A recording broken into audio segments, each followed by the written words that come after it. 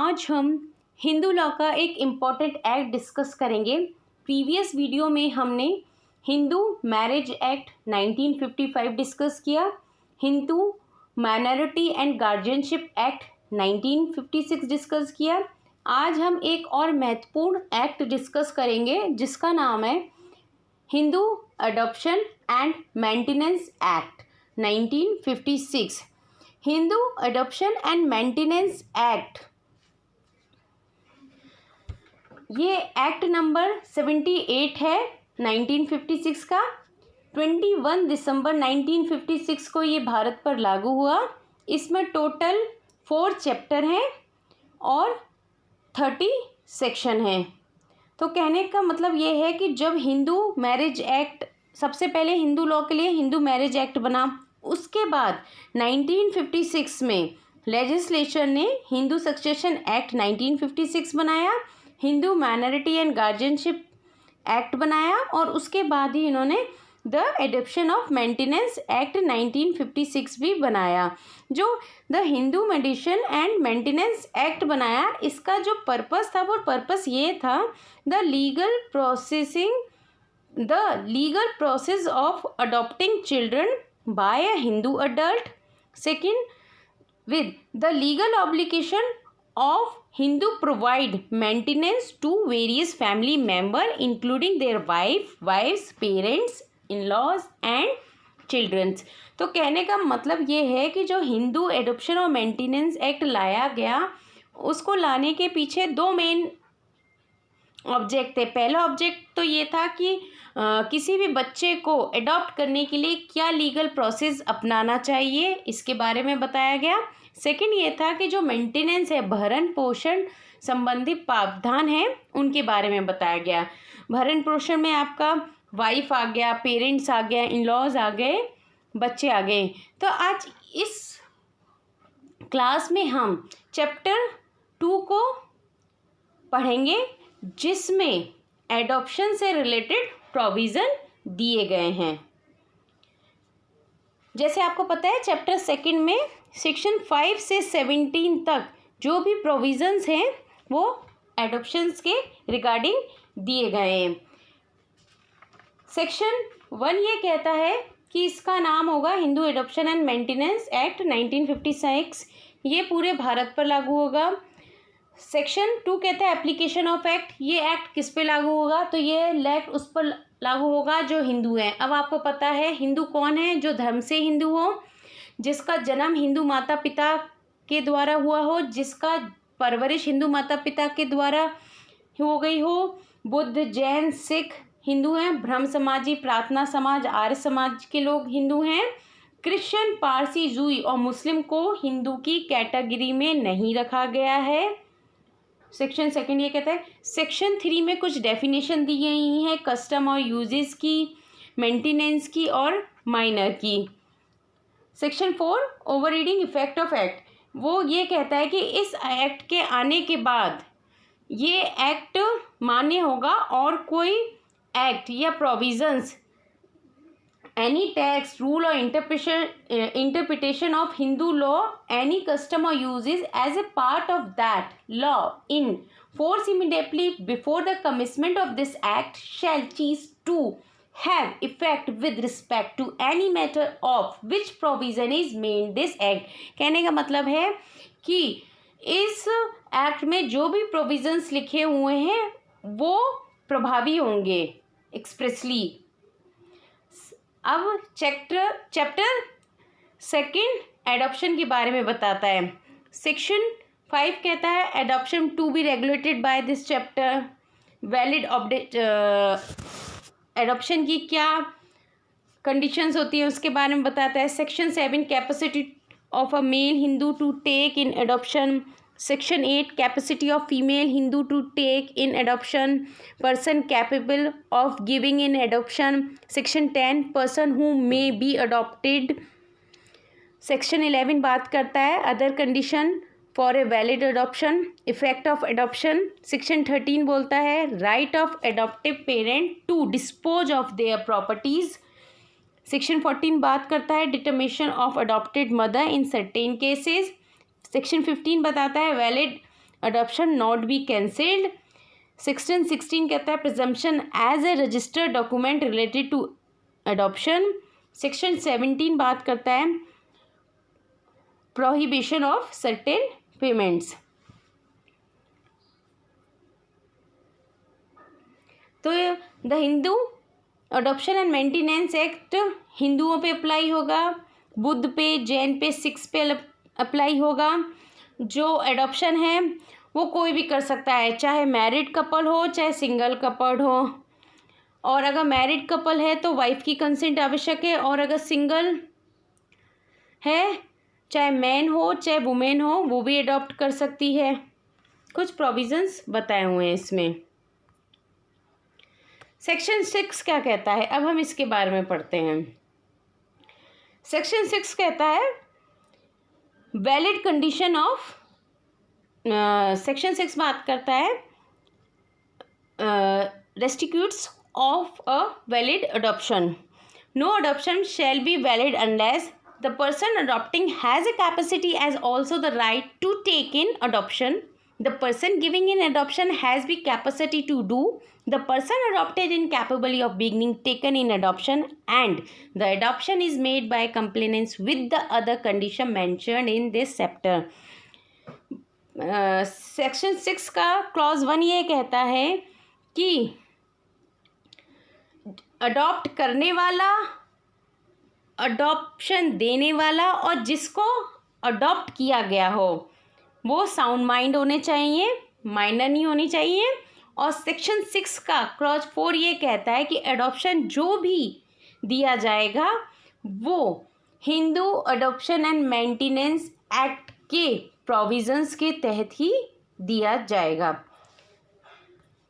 Section 7 ये बताता है कि capacity of a male Hindu to take in adoption, कि एक हिंदू मेल के क्या कैपेसिटी होती है कि वो एडॉप्शन कर सके किसी बच्चे का। फर्स्ट वो साउंड माइंड होना चाहिए और माइनर नहीं होना चाहिए। हिंदू मेल चाहे मैरिड हो चाहे अनमैरिड हो, डिवोर्सी हो चाहे उसकी वाइफ की डेथ हो गई हो, इन चारों ही कंडीशन में वो अडॉप्ट कर सकता है। अगर हिंदू मेल मैरिड होता है तो उसे वाइफ की कंसेंट आवश्यक है। अब उसकी अगर 2 वाइफ हैं तो 2 वाइफ की कंसेंट आवश्यक है, चाहे वाइफ उसके साथ रहती हो या नहीं। कहने का मतलब है, इस एग्जाम्पल के द्वारा समझाती हूँ। एक हिंदू मेल है जिसकी 2 शादियाँ हुई हैं, तो एक वाइफ तो उसके साथ रहती है, एक वाइफ उसके साथ नहीं होती। तो लेकिन अगर वो किसी को अडॉप्ट कर रहा है, किसी व्यक्ति को वो अडॉप्ट करता है, तो उसे अपनी जो साथ रहने वाली वाइफ W1 है उसकी भी कंसेंट चाहिए, और जो वाइफ 2 है जो कि दिल्ली रहती है उसकी भी कंसेंट चाहिए। अडॉप्शन के लिए दोनों वाइफ की कंसेंट आवश्यक है, अदरवाइज जो अडॉप्शन है वो वॉइड माना जाएगा। एक हिंदू मेल है वो बॉय को भी अडॉप्ट कर सकता है, गर्ल को भी अडॉप्ट कर सकता है। लेकिन अगर हिंदू मेल की वाइफ जो भी है, चाहे सेकंड वाइफ धर्म परिवर्तन कर लेती है या फिर संन्यास ग्रहण कर लेती है, तो उसकी कंडीशन वैलिड नहीं होगी। और अगर कोर्ट के द्वारा ये प्रूफ हो चुका है कि वो अनसाउंड माइंड है, कई बार आपने देखा होगा कि जो वाइफ अगर पागल कोर्ट के द्वारा घोषित हो जाती है और पागल खाने में चली जाती है, तो वाइफ से कंसेंट आवश्यक नहीं है, तो हिंदू मेल है जो वो अपने आप ही बच्चे को अडॉप्ट कर सकता है। सेक्शन 8 कहता है capacity of a female Hindu to take in adoption. जैसे सेक्शन 7 के ही जो प्रोविजंस है सेम वही हैं, बस मेल की जगह फीमेल है। फिर भी बता देती हूँ, फीमेल साउंड माइंड होनी चाहिए, माइनर नहीं होनी चाहिए। चाहे जो फीमेल है वो मैरिड भी हो सकती है, अनमैरिड भी हो सकती है, डिवोर्सी भी हो सकती है, उसके हस्बैंड की डेथ भी हो सकती है, तो वो किसी सन या डॉटर को अडॉप्ट कर सकती है। सेक्शन 9 बात करता है person capable of giving in adoption. कहने का मतलब ये है कि जो एडॉप्शन देने के लिए कौन कैपेबल है। इसके लिए 2 हैं, father, mother, grand parents and guardian. तो एक तो एडॉप्ट करने वाले मदर, फादर, ग्रैंडफादर, गार्जियंस हो गए। एक एडॉप्शन देने वाले फादर, मदर, ग्रैंड पेरेंट और ग्रांड गार्जियंस हो गए। तो गार्जियन के लिए क्या है कि अगर कोई गार्जियन किसी बच्चे को अडॉप्ट करता है या देता है, उसके लिए उसे सिविल कोर्ट या डिस्ट्रिक्ट कोर्ट में सबसे पहले कोर्ट की परमिशन लेनी होगी। और कोर्ट ये देखेगा कि वो जो अडॉप्ट दे रहा है उसका मेन एक मोटो रहेगा वेलफेयर ऑफ चाइल्ड। और कभी कभी कुछ मामलों में कोर्ट बच्चे से भी पूछ सकती है कि तुम अपने गार्जियन को छोड़ के इस अडॉप्टेड फैमिली के पास जाना चाहते हो। अगर चाइल्ड हाँ कह देता है तो उसे परमिशन देती है। पर मोस्ट ऑफ मेन जो कोर्ट देखती है वो वेलफेयर ऑफ चाइल्ड देखेगी। अब गार्जियन जो है वो कब अडॉप्ट दे सकता है या ले सकता है? If death of the father and mother, अगर फादर या मदर की डेथ हो जाती है या संन्यास या धर्म परिवर्तन कर लेते हैं और कोर्ट के द्वारा साउंड माइंड हो जाते हैं। गार्जियन केवल इन्हीं कंडीशंस में एडॉप्शन दे सकता है या ले सकता है, अदरवाइज नहीं। सेक्शन 11 कुछ अलग ग्राउंड्स बताता है। सेक्शन 11 ये कहता other condition of valid adoption. इसमें ये कहता है कि कोई भी माता पिता किसी भी मेल बॉय को अगर अडॉप्ट करना चाहते हैं तो उनका पुत्र का पुत्र और पुत्र के पुत्र का पुत्र, मतलब सन्स नहीं होना चाहिए, तभी वो बॉय को अडॉप्ट कर सकते हैं। इसी तरीके से किसी बेटी को अडॉप्ट करना चाहते हैं तो उसकी डॉटर नहीं होनी चाहिए, सन्स डॉटर नहीं होनी चाहिए, तभी वो किसी गर्ल को अडॉप्ट कर सकते हैं। थर्ड, कि अगर मेल किसी गर्ल को अडॉप्ट करता है तो 21 का एज डिफरेंस होना चाहिए, और फीमेल किसी मेल बॉय को अडॉप्ट करती है तो भी जो एज डिफरेंस होना चाहिए उस मदर और सन के बीच में वो 21 ईयर्स का होना चाहिए। 2 बहनें 2 भाई एक साथ एक ही व्यक्ति को अडॉप्ट नहीं कर सकते, क्योंकि 2 भाई 2 बहन तो एक बच्चे की 2 माएँ नहीं हो सकती, एक बच्चे की 2 भाई नहीं हो सकते।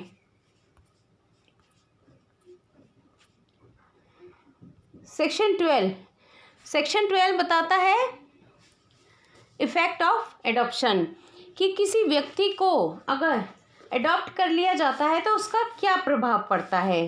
तो उसका प्रभाव ये पड़ता है कि नेचुरल पेरेंट्स, अगर किसी को, आपको पता है कि प्रेजेंट में ऐसी सिचुएशन आती है कि कई बार कि पेरेंट्स को अपने बच्चों को अडॉप्शन देना पड़ता है, तो अडॉप्टेड पेरेंट्स, तो इसमें क्या होता है कि जो अडॉप्टेड चाइल्ड है नेचुरल पेरेंट्स से अगर उनको उनके नाम पे कोई प्रॉपर्टी है तो उसका राइट अगर वो अडॉप्टेड फैमिली में भी चला जाएगा तो एज इट इज़ रहेगा। और नेचुरल पेरेंट्स ने अगर कोई प्रॉपर्टी बेच दी है तो अडॉप्टेड चाइल्ड अडॉप्टेड फैमिली में जा चुका है तो उस पर जो प्रॉपर्टी बेच दी है उस पर उसका कोई राइट नहीं होता। और प्रोहिबिशन रिलेशनशिप, मतलब जो अडॉप्टेड चाइल्ड है वो ना तो नेचुरल पेरेंट्स ना अडॉप्टेड पेरेंट्स के जो भी प्रोहिबिटेड रिलेशनशिप में बंदे आते हैं उनके साथ शादी नहीं करेगा। ये 3 बात कहता है। पहली बात तो ये कहता है कि अडॉप्टेड चाइल्ड के नाम अगर कोई प्रॉपर्टी वेस्टेड है तो उस पर हमेशा वेस्टेड रहेगी, चाहे वो अडॉप्टेड फैमिली में भी आ जाता है। अगर उसके अडॉप्टेड चाइल्ड के प्रीवियस पेरेंट्स ने कोई भी प्रॉपर्टी सेल आउट कर दी है तो वो उस प्रॉपर्टी में जाके मेजर होने के बाद कोई अपना राइट नहीं मांग सकता। थर्ड ये है कि नेचुरल पेरेंट्स और जो भी अडॉप्टेड पेरेंट्स हैं इन दोनों के बीच में जो भी प्रोहिबिटेड रिलेशनशिप आते हैं उन रिलेशनशिप्स में ये बच्चा शादी नहीं कर सकता। Section 13 right of adoptive parents to dispose of their properties. Section 13 बताता है कि जो एक हिंदू मेल और हिंदू फीमेल द्वारा जो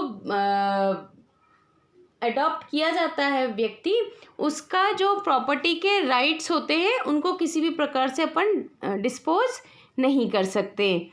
section 14, where a Hindu who has a wife living adopted a child, he shall be deemed to be adopted mother. Where a widow or unmarried woman adopt a child, any husband whom she marry subsequently shall be deemed to be the stepfather of the adopted child. Section 14 कहता है कि कोई भी window हो गई या unmarried women हो गई, वो किसी बच्चे को अगर अडॉप्ट कर लेती है और उसके बाद अगर वो रीमैरिज कर देती है, तो रीमैरिज जो कर लेती है तो जो उसने शादी से पहले बच्चा अडॉप्ट किया गया था, तो जिस बंदे से वो शादी करती है वो उसका अडॉप्टेड फादर होगा। Section 15, valid adoption not be cancelled. No adoption which has been valid made can be cancelled by the adoptive father or mother or any other person, nor can the adopted child renounce his or her status as such and return to the family of his or her birth. एक बार अगर किसी बच्चे को valid conditions के साथ adopt कर लिया गया है तो उसे कैंसिल नहीं किया जा सकता, ना ही मदर के द्वारा, ना ही फादर के द्वारा, ना ही अदर पर्सन के द्वारा। सेक्शन 16 ये कहता है, presumption as a registered document related to adoption whenever any document registered under any law for the time being in force to produce before any court purporting to record an adoption made and is signed by the person giving and the person taking the child in adoption, the court shall be presumed that the adoption has been made in compliance with the provisions of this act until it is disproved। कहने का मतलब ये है कि किसी भी document के द्वारा दत्तक देते समय, दत्तक ग्रहण करते समय, दत्तक लेते समय उस डॉक्यूमेंट्स पे जो भी साइन होते हैं, अगर उन डॉक्यूमेंट्स पे साइन हो चुके हैं तो उन डॉक्यूमेंट्स को कोर्ट के द्वारा मान्य माना जाएगा। फॉर एग्जाम्पल के हिसाब से बता तो ए है जिसने अपने बच्चे को बी को अडॉप्ट किया गया है, तो उन लोगों ने एक डॉक्यूमेंट पे साइन कर लिए हैं कि मैं ऐसे ऐसे अपने इस बच्चे को तुम्हें अडॉप्ट करने की स्वीकृति देता हूँ, और जो बी है वो भी इसको एक्सेप्ट कर लेता है कि ठीक है मैं इस बच्चे को एक्सेप्ट करता हूँ, अडॉप्ट करता हूँ, और दोनों ही उस पेपर पे साइन कर देते हैं। तो कोर्ट ये कहती है कि ये जो डॉक्यूमेंट है ये रेलिवेंट होगा कि जो भी एडॉप्शन हुआ है वो वैलिड हुआ है, इसको किसी भी तरीके से झुटलाया नहीं जा सकता। सेक्शन 17 कहता है प्रोहिबिशन ऑफ सर्टेन पेमेंट्स, बात करता है कि आप किसी बच्चे को किसी भी व्यक्ति के द्वारा अगर किसी बच्चे को गोद दिया जाता है या लिया जाता है, किसी भी प्रकार का मनी का ट्रांजैक्शन नहीं होगा। एडॉप्टेड चाइल्ड को ना तो बेचा जाएगा ना खरीदा जाएगा। अगर बेचा या खरीदा जाता है तो इसके लिए 6 महीने का इम्प्रिजमेंट और फाइन दोनों ही लागू होंगे। तो स्टूडेंट्स, आज हमने Hindu adoption and maintenance act में ये पढ़ा कि एक वैलिड एडॉप्शन के लिए क्या क्या असेंशियल एलिमेंट्स हैं इसके बारे में पता। मेल में क्या कैपेसिटी होनी चाहिए, फीमेल में क्या कैपेसिटी होनी चाहिए अडॉप्ट करने के लिए, और इसके द्वारा जो भी एडॉप्शन के द्वारा अडॉप्टेड चाइल्ड के जो भी राइट्स हैं वो भी किसी तरीके से ख़त्म नहीं होने चाहिए।